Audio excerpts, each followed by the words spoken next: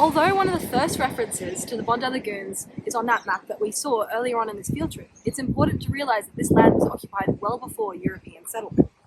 This environment was a source of water and food for the Gadigal, Birrabirragal and Bidjigal people who are the traditional custodians of the land that forms Waverley.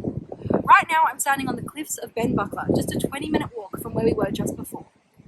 Come and check this out.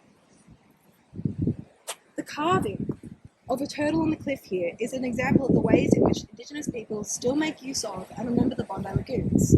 This carving is the only remaining figure from a small site which had 5 carvings. Throughout his article, Thomas Ormond O'Brien describes the beauty of the basalt formations along Bondi. He wrote, "Unfortunately, much of the beauty was spoiled as my father put a tramway from the old South Head Road and carried away and broke up the stone for meddling the old and new South Head roads."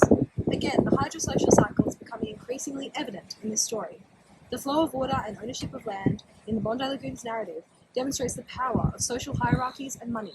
Although the voice of Thomas Ormond O'Brien is being highlighted here, it features a new perspective on Indigenous histories of the Bondi Lagoons. We have been able to uncover the history of the Bondi Lagoons prior to European settlement, one of rich Indigenous culture and connection to land. All of these primary resources point to the ways that we can learn about First Nations peoples' connections to country and land.